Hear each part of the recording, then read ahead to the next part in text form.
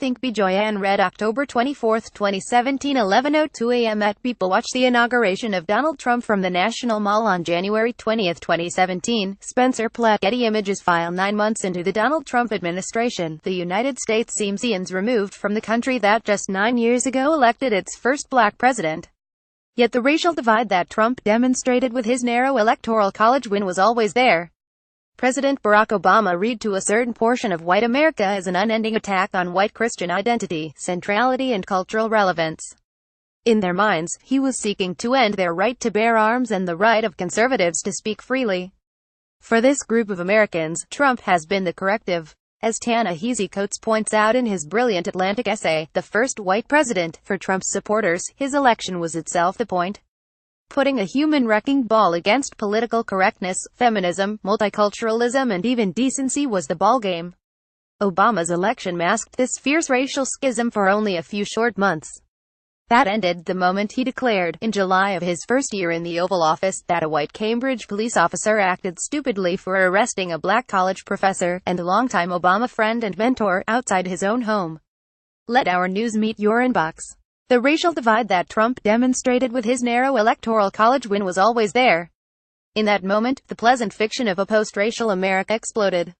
Police groups and Republican lawmakers pounced. Obama's approval rating with white Americans dropped 8 points immediately, according to a Pew Research Center poll, from 53% to 46%. Though his overall approval held steady at 54%. It never recovered, not even after a hastily staged beer summit, at which Vice President Joe Biden, Obama's white working-class whisperer, played peacemaker. Obama's reaction to the incident dominated race-related discussions that summer, both in the mainstream media and, especially, right-wing talk radio. It joined healthcare reform as a topic of intense racial polarization. And the decline in Obama's popularity was particularly acute among working-class whites. 3 years later, Obama was re-elected despite being crushed by Republican presidential nominee Mitt Romney among every white American demographic. As Ron Brownstein explained in an election analysis for The Atlantic the following September in 2012, Obama won a smaller share of white Catholics than any Democrat since Jimmy Carter in 1980 lost groups ranging from white seniors to white women to white married and blue-collar men by the widest margin of any Democrat since Ronald Reagan routed Walter Mondale in 1984 and even lost among Democratic-leaning college-educated women by the widest margin since Michael Dukakis in 1988, yet Obama won re-election by a convincing 5 million votes. Even more than in 2008, his victory demonstrated the power of a non-white constituency to do the once impossible: deliver the White House, twice. Embedded in Obama's political resilience, however, was a growing racial polarization that would make the heady 2016 predictions of Democratic inevitability in the White House inoperable. With Obama's double victories, the seeds of a backlash were sown. The evidence of our divided racial self was all over the Obama presidency from the beginning, from the shouts of "You Lie" from the well of Congress as he spoke to a joint session, to the unprecedented spectacle of American conservatives rooting against their own country being awarded the Olympic Games. The evidence of our divided racial self was all over the Obama presidency from the beginning.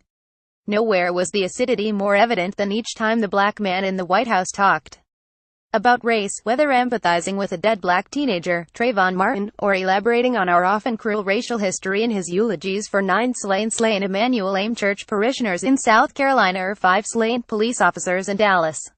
What white America and black America wanted and expected from Obama were fundamentally different and opposite things. Speaking broadly, black America waited eagerly for him to speak to black pain, to articulate the ongoing sorrow and impatience of black men and women amid the struggle for full humanity in a country that desired our labor but never wanted us. White America, again broadly, wanted absolution. It wanted the man who was equal parts black and white, and whose blackness felt external to the America of slavery and Jim Crow and red. Dr. Martin Luther King Jr., to wave a wand over the country and declare its past racial sins forgiven by virtue of his election alone. That act, in the minds of many, had wiped the racial slate clean. There should be no more complaining from black folk. Obama couldn't do that, of course.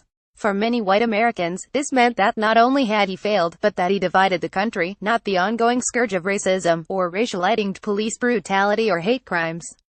He had produced racism by insisting on calling it out, and siding with his own against white people. Worse, Obama and his coalition were not done kicking down the pillars of American social hierarchy.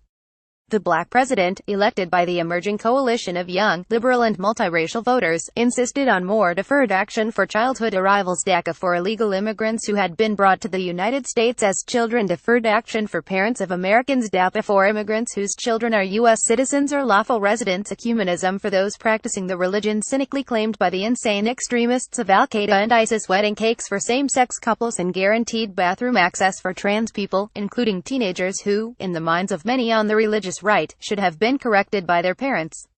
What white America and black America wanted and expected from Obama were fundamentally different and opposite things. It's no wonder, then, that Trump's crassness with women didn't damn his candidacy, even with self-proclaimed Christian conservatives. Indeed, he represents a return to an earlier time, when not just people of color, but women knew their place, which is not in the White House, the age of the pajama boy, in the words of former Trump National Security Advisor Sebastian Gorka, had given way to the return of the white alpha male. Trump resonates with what you might call James Woods' America. Actors Armie Hammer and Amber Tamblyn recently took Woods to the woodshed after his Twitter attack on Hammer's new movie, Call Me By Your Name, in which Hammer's character has a sexual relationship with a 17-year-old boy. Tamblyn then revealed that he invited her to accompany him to Las Vegas when she was just 16. Woods has denied this account. This is also true on race. Polls show that while most Americans, black and white, express revulsion towards neo-Nazis, a majority of Republicans agree with the notion that white Americans are under attack. They, not people of color, are the real victims of racism. The America that clings to Confederate statues and flags, and that jealously guards the social privileges white Americans have long enjoyed, form the stalwarts of Trump's base. It's no coincidence that Trump's dismal but stable approval ratings, stuck in the upper 30s, are propped up solely by support from majorities of white men and white Americans without a college degree, while his numbers are middling among all white Americans, and deeply underwater with everyone else. Economic anxiety didn't elect Trump. The desire of millions of Americans, from the farms to the suburbs, to see Mexican immigrants deported, a wall erected across the U.S. southern border and Muslims banned from entering this country did. It's an uncomfortable reality that Obama's America tried to confront, only to be met with hostility. It's one that Trump's America has given real and potentially devastating power. We are still reckoning with the result. Joyanne Reid is a political analyst for MSNBC and host of AM Joy, which airs Saturdays and Sundays from 10 a.m. Eastern Time to noon ET. She is also the author of the book Fracture: Barack Obama, The Clintons and the Racial Divide, and co-editor of We Are the Change We Seek: The Speeches of Barack Obama. Reid was previously the host of The Reid Report, and the managing editor of TheGrio.com. Let our news meet your inbox.